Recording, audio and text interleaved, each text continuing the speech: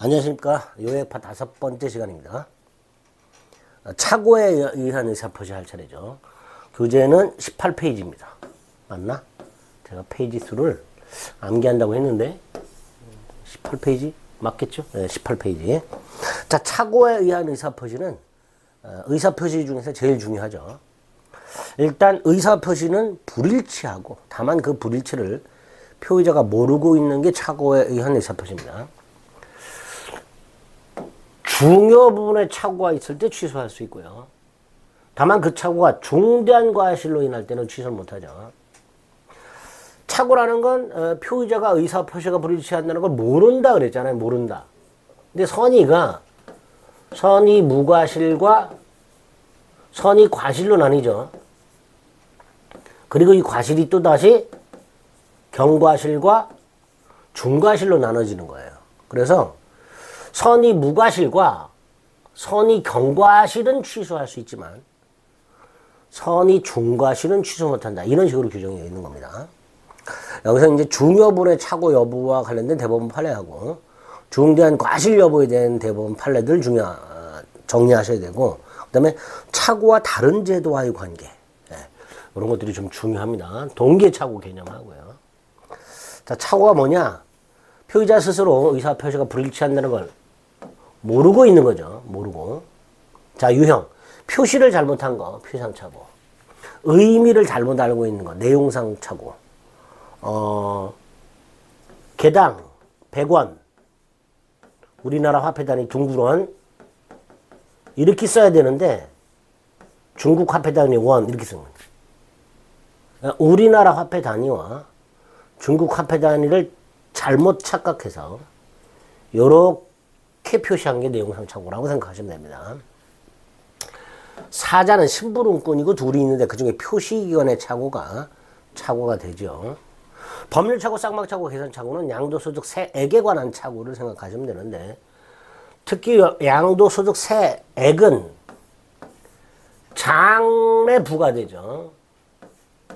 액수가 아직 확정이 안 돼 있죠. 결국 장래 불확정한 사실에 관한 착오가 되는 거죠. 법률착오, 쌍방착오, 계산착오. 서명날인착오, 엉뚱한 계약서에 도장 찍는 게 서명날인착오죠. 역시 착오가 됩니다. 동기착오를 조심하셔야 되는데, 동기착오는 일단 의사표시는 일치합니다. 갑이 A 토지를 갖고 있고요. 을이 요 A 토지를 매수할 의사를 가지고 A 토지를 매수하겠다고 표시합니다. A 토지 매수 의사, A 토지 매수 의사 표시니까 의사 표시는 일치하죠. 다만 이 A 토지를 매수하게 된 이유, 그게 동기죠. 공장 지려고, 이게 동기죠. 그런데 공장을 지을 수가 없더라. 이런 게 동계착오죠.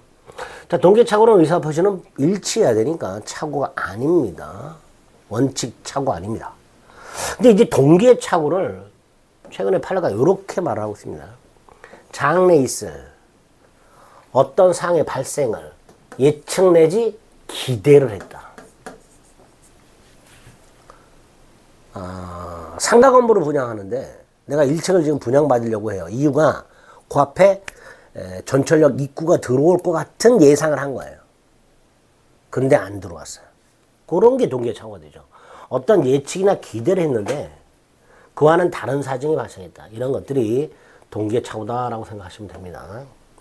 자, 동계착오는 이렇게 원칙적으로 착오가 아닌데 두 가지 중에 하나, 그 동기가 사람들한테 표시돼서 알려진 경우. 근데 요거는 이렇게 연결해서 합의까지는 필요 없다는 거 기억하셔야 됩니다. 동기가 표시돼서 알려지기만 하면 충분합니다. 더 나아가서 합의까지 있어야 착오가 되는 게 아니라는 거죠. 또 하나가 표시를 안 했어요. 근데 동기의 착오가 상대방에서 유발된 경우, 표시돼서 알려진 경우하고 표시하지 않았지만 동기의 착오가 상대방에서 유발 또는 제공된 경우, 이런 경우에 착오가 될 수 있다. 착오, 원칙 유효하되 취소하면 처음부터 무효고 선의 제3자에게 대응하지 못하죠. 자, 그 다음 판례. 중요분의 착오, 일단 기준이 두 가지죠. 표의자가 착오가 없었더라면 그런 의사를 표시하지 않았을 것, 주관적 요건이라고 부릅니다. 일반인도 착오가 없었더라면 그런 의사를 표시하지 않았을 것, 객관적 요건이라고 하죠. 그리고 중요한 게 뭐예요? 경제적 불이익 요건.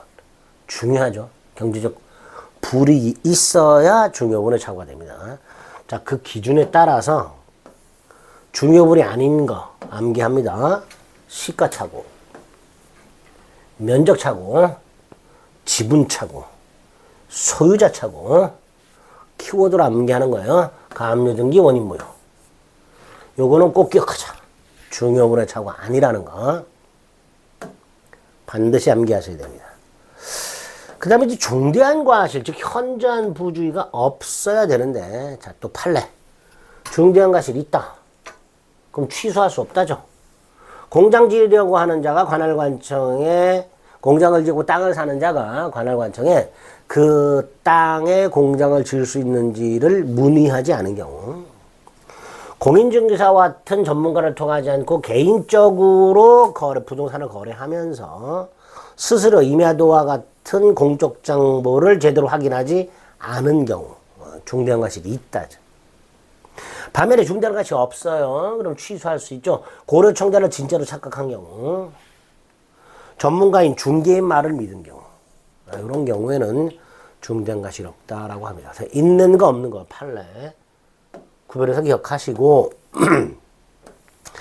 디귿은 좀 전에 제가 중대한 과실이 있으면 취소를 못한다 그랬잖아요. 예외. 상대방이 착오를 이용한 경우. 갑이 착오했다. 을이 갑이 착오한 사실 알면서 이용했다. 갑에게 중대한 과실이 있더라도 갑은 취소할 수 있다. 이런 의미입니다. 그다음에 입증 책임. 중요 부분은 누가 증명해요? 표의자. 다른 말로 착오한 자. 다른 말로 취소하려는 자. 다른 말로 그 범죄의 효력을 부인하려는 자, 부정하려는 자, 이렇게 됩니다. 반면에 착오자에게 중대한 과실이 있다. 이걸 누가 증명해요?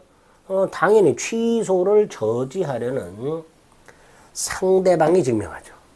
상대방은 어떤 사람이에요? 법률의 효력을 주장하는 자죠. 주장하는 자. 입증 책임도 꼭 기억을 좀 해두셔야 됩니다.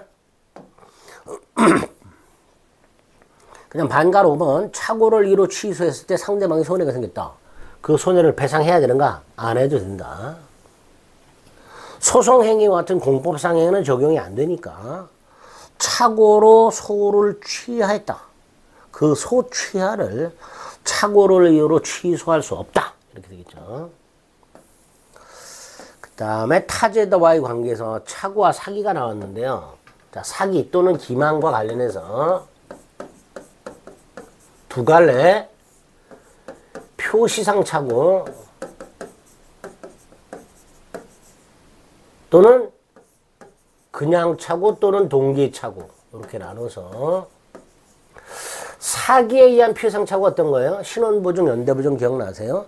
제3자로부터 기망을 당해서 신원보증서류에 서명 날인한다는 착각이 빠져 연대보증서류에 서명 날인한 경우 기망에 의한 표시상 착오죠. 자, 요 기망에 의한 표시상 착오는 착오 취소만 가능하고 사기 취소는 안 되죠.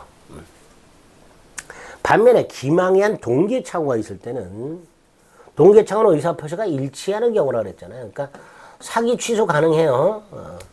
그 다음에 상대방한테 기망을 당해서 동기 착오가 생겼다는 것은 상대방에서 유발된 동기 착오가 있다는 거죠. 그럼 착오가 될 수 있죠. 중요분에 해당이 되면 착오 취소도 가능하겠죠. 그래서 착오와 사기는 선택적으로 주장할 수 있다 해서 요 말은 요거 말하는 겁니다. 사기, 기망에 의한 동기의 착오를 말합니다. 만에 하나 기망에 의한 표시상 착오라고 나오게 되면 이때는 선택적이 아닙니다. 착오 취소만 가능합니다.